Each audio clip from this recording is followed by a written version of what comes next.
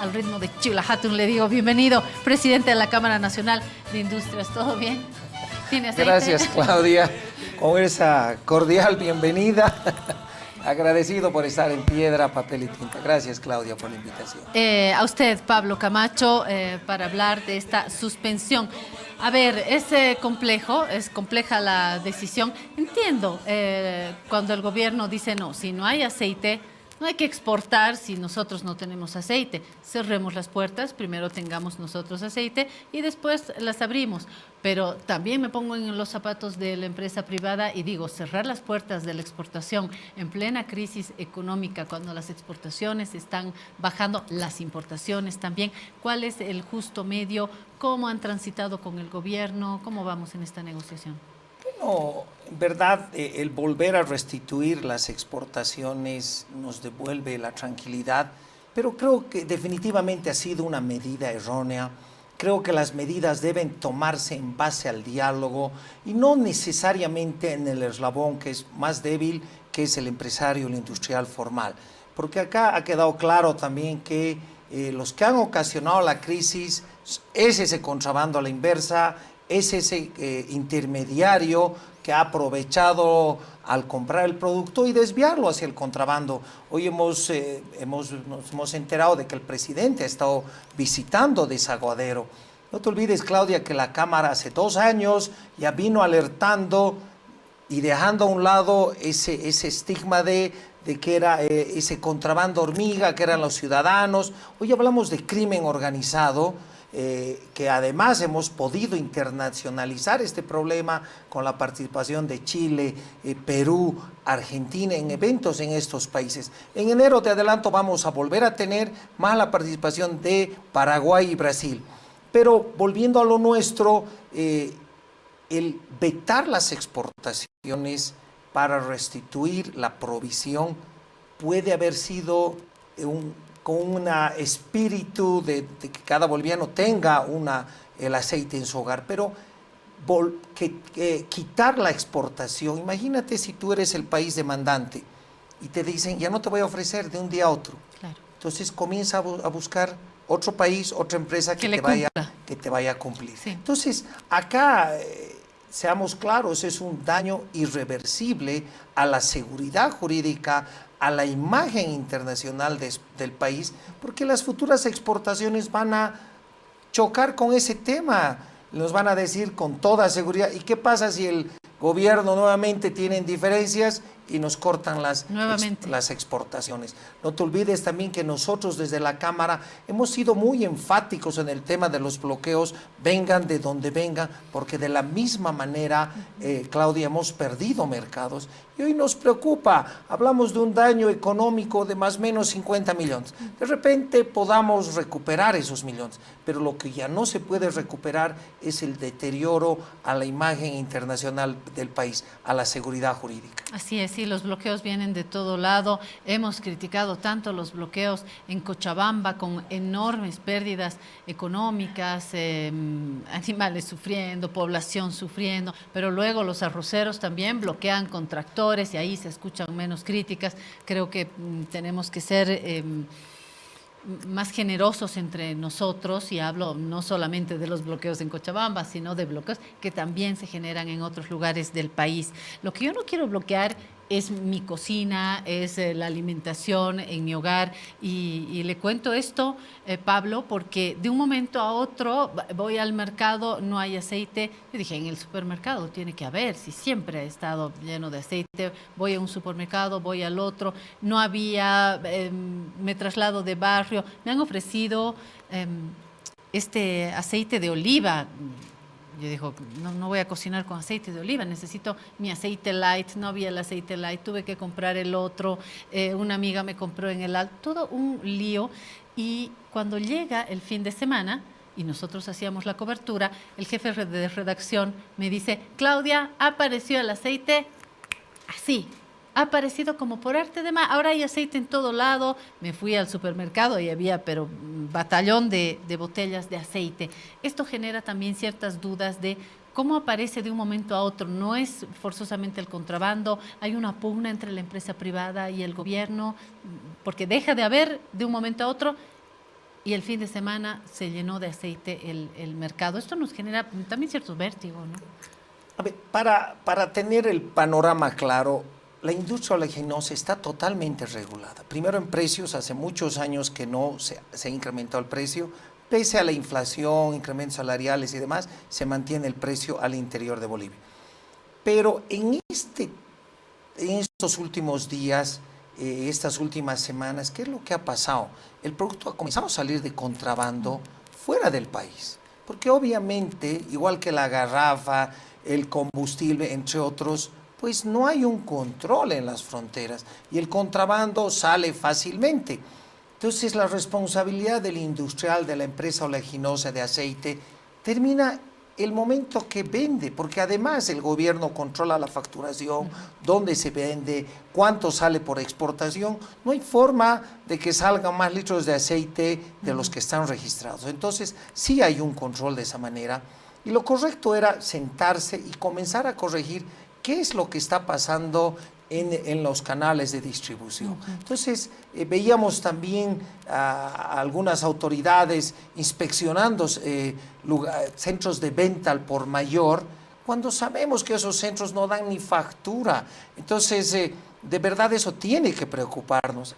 Creo que lo prudente hubiese sido conversar y no ir por lo fácil que era cortar las exportaciones. Me llama la atención también lo que sucede en las fronteras. Hace ya un par de semanas, por lo menos, hemos visto cómo en las fronteras llegan fuerzas militares y propios ciudadanos y ciudadanas del lugar terminan arrinconando a las Fuerzas Armadas y les hacen dar media vuelta. He visto casos de uniformados de las Fuerzas Armadas que ante la presión se dan la vuelta y se van. Lo acabo de comentar con el viceministro Johnny Aguilera. También ha sucedido con la policía, porque hay bloqueos y por falta de seguridad la policía se va.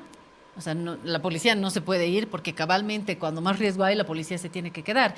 En las fronteras, cuando más contrabando hay, los uniformados se tienen que quedar y no se tienen que dar la media vuelta. No sé si ustedes han hablado de este tema con el gobierno. Bueno, definitivamente hemos hecho foros, hemos tenido reuniones con el gobierno, pero acá va un concepto muy claro, Claudia. Se debe restablecer el Estado de Derecho en Bolivia. Hemos estado viendo cómo estos clanes, el crimen organizado controla la Quiaca, controla Desaguadero, controlan un sinfín de fronteras, en las cuales es efectivo, es real lo que tú comentas, perdón, han quemado puestos de control, sí, han quemado vehículos, han atacado a funcionarios policiales y militares. De la aduana también. De la aduana. Entonces tenemos muertos y heridos, bolivianos muertos y heridos por el crimen organizado. Esto nos debe preocupar, Claudia. Por eso hablo de restablecer el Estado de Derecho. Hemos permitido que estos grupos se empoderen en esas zonas. Hay municipios en los cuales no entra y sabemos que hay ferias de autos truchos, de autos robados.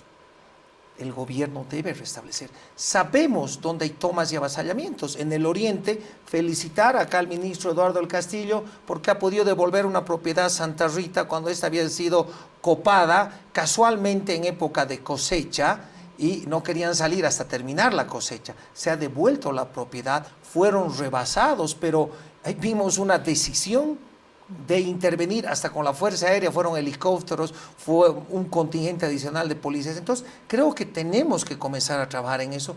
Y ahí hemos visto hoy, veía imágenes en las redes que el presidente ha estado. Entonces, creo que él se va a dar cuenta que también nuestros efectivos pues están luchando en condiciones desiguales, no tienen logística. Los vehículos que tienen son de hace más de 10 años, no tienen medios de comunicación, no tienen armas de defensa, etcétera. Entonces, nosotros nos solidarizamos con el ejército y la policía porque también deben restablecer el orden en condiciones iguales o superiores al crimen organizado. Entonces, creo que es un avance. Felicitamos al presidente que haya tomado su tiempo para llegar a una frontera y darse cuenta de lo que efectivamente está pasando. Pero no sé si usted va a felicitar a Luis Siles, viceministro de Políticas de Industrialización, porque hoy, hace un par de horas en nuestro programa de La Razón Radio, dijo que el veto a la exportación de aceite se puede activar en cualquier momento en un contexto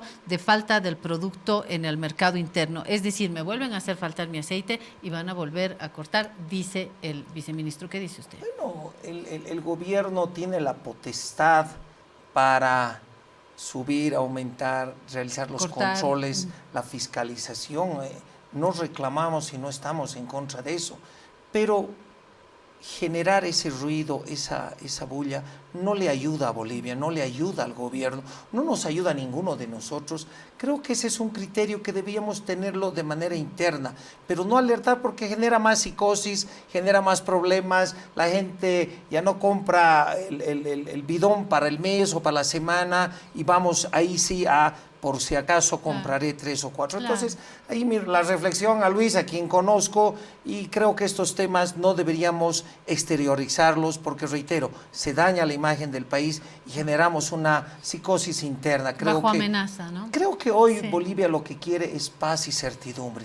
Queremos trabajar, queremos producir tranquilos y la gente quiere terminar el fin de año con paz y armonía, no con el nervio, con los nervios de va a faltar pollo, va a faltar queso, va a faltar lo que fuese. Este fin de semana tengo una amiga que es una vaga en la cocina y con su botella de aceite me dijo, a mí esto me dura 2 años, pero hay otras que están friendo empanadas en la esquina, que viven del aceite, restaurantes, en fin, que también están preocupados por esto. Ustedes acaban de reunirse como Cámara Nacional de Industrias para celebrar la Navidad y para reflexionar también sobre esto. ¿Cuáles son los principales desafíos que se plantean, sobre todo hablando de la producción de estos elementos que son básicos para la población?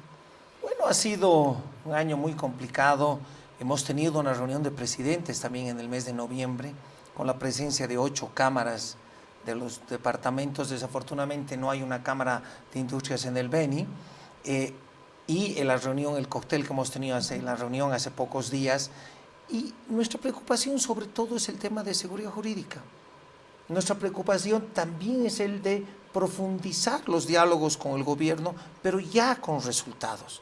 Estos diálogos deberíamos tenerlos permanentemente, ver qué está pasando, cómo podemos mejorar las condiciones, porque la industria boliviana no es que va a desaparecer de un día a otro, no somos un puesto ambulante, no somos un kiosco en el que hoy decidimos cambiar de ubicación la zona sur y nos vamos a la Pérez Velasco o nos vamos a Ciudad Satélite con nuestras industrias, o nos vamos a otro país. Nosotros los industriales estamos acá para invertir y son los Algunos que... se están yendo, Pablo. Sí, hay inversiones paralelas, hay migración, pero es precisamente, es que no es fácil desmantelar una industria. No nos olvidemos que tenemos industrias que tienen más de 130 años y que han pasado golpes, que han pasado crisis, hiperinflaciones, y hemos estado acá. La industria boliviana, Claudia, no te olvides, que ha cumplido con Bolivia, por ejemplo, en esta última crisis del COVID. No ha faltado nada. Condiciones extremas en el mundo, hemos continuado llenando los estantes, los mercados, las tiendas de barrio, etcétera. Entonces, ese es el compromiso de los industriales, pero para eso necesitamos un diálogo con resultados con el gobierno, necesitamos trabajar estos temas y también tener esa seguridad jurídica de que podemos continuar invirtiendo, de que podemos continuar exportando. Además, Claudia, en una situación extrema en la que hoy cada dólar cuenta. ¿Usted cree que van a poder ir de manera más coordinada en el trabajo futuro con el gobierno? Bueno, habíamos empezado, Claudia, un diálogo hace 2 años y medio más o menos, y acá debemos reconocer la iniciativa que tuvo, la predisposición el ministro Marcelo Montenegro. Él fue la punta de lanza con la cual empezamos a dialogar. De hecho, llevaron al presidente a su casa, ¿no? Correcto, estuvimos el año pasado con el presidente en la Casa de los Industriales, más de 16 Ese años fue todo un logro. Que no habíamos recibido a un presidente en la Casa de los Industriales. Entonces, con el ministro Montenegro hemos ido discutiendo muchos de estos temas. Incluso hay otros temas que tocaban a otros ministerios y él tuvo la amplitud de poder arreglar y que no lleguen a la prensa. ¿Por qué? En verdad, yo alguna vez les decía, incluso a mis asociados, es más fácil salir y criticar y salir ovacionado y tener esa respuesta de, está bien, Pablo, le estás metiendo con todo al gobierno, pero ¿qué me interesa? ¿Generar tormenta o generar resultados para mis asociados? Nosotros hemos apostado por la propuesta y el resultado. Entonces, el diálogo. Y esa respuesta tuvimos con el ministro Montenegro, luego otros ministros comenzaron a tener esa iniciativa y hemos comenzado a darle certidumbre, tranquilidad. Eso es lo que hoy Bolivia demanda, Claudia. Todos queremos tener certidumbre, queremos levantarnos tranquilos, ir el fin de semana al mercado como corredores de bolsa o como los millennials dicen, gerente de adquisiciones, y comprar nuestros productos, que nuestra familia tenga ese producto, que el restaurante, que la caserita de la esquina tenga su aceite, pero también por el otro lado vean que es industrial, también quiere vender su producto, quiere exportar y quiere generar los ingresos. Entonces, creo que todos coincidimos en que queremos una Bolivia con progreso, una Bolivia con paz, con tranquilidad, con certidumbre, con seguridad jurídica. Así que yo creo que el mensaje es continuar dialogando con resultados con el gobierno para dar esa certidumbre y no estar haciendo filas. Bueno, en verdad también creo que está en nuestra sangre, nos encanta hacer filas, no sabemos por qué, pero hay que hacer filas. Hay que hacer filas. Ya no es tan gracioso cuando las filas son horas o personas que no pueden ni dormir porque hay que estar parado para ir despierto y parado frente al volante para recibir un poco de gasolina, un poco de diésel. Ahí ya uno se cuestiona esto de las filas. Ha sido el año de las filas. Sería bueno que hagamos una mesa con economistas, ¿no? Para hablar del aceite, del papel de los industriales, de las filas, del aceite, del diésel, de la gasolina, de la escasez de dólares, de la imposibilidad de comprar pasajes, de pagar afuera. Podríamos hacer una mesa, si me acepta Pablo. Con todo gusto, Claudia. Estamos para debatir, para dialogar. Creo que definitivamente ese es el mecanismo. Y lo habíamos dicho con este gobierno, con los siguientes, el industrial, empresarial tiene que dialogar. No como las avestruces que metiendo la cabeza las balas van a pasar por encima o no nos van a dañar. El diálogo es el mecanismo, es el único mecanismo. A veces nos cuestionan porque no entienden el papel gremial que tenemos. Piensan que somos otro actor político más que tiene que enfrentarse con el gobierno. No hay Estado sin empresarios y no hay empresarios sin Estado. En cualquier modelo económico en el mundo tienes que dialogar. Lo que mandan mis estatutos es buscar las mejores condiciones para el desarrollo industrial. Y eso es a través del diálogo, con propuestas. Por eso reitero, necesitamos ahora un gobierno que nos escuche y nos dé resultados concretos. Nosotros también, los ciudadanos. Gracias, Pablo Camacho, presidente de la Cámara Nacional de Industrias, por este diálogo abierto. Lo tendremos, ya me aceptó, también en una mesa de economía para hablar no solamente del aceite, para hablar de gasolina, de diésel, de colas, de dólares, de pasajes, de crisis, de inflación, pendiente a la mesa de economía.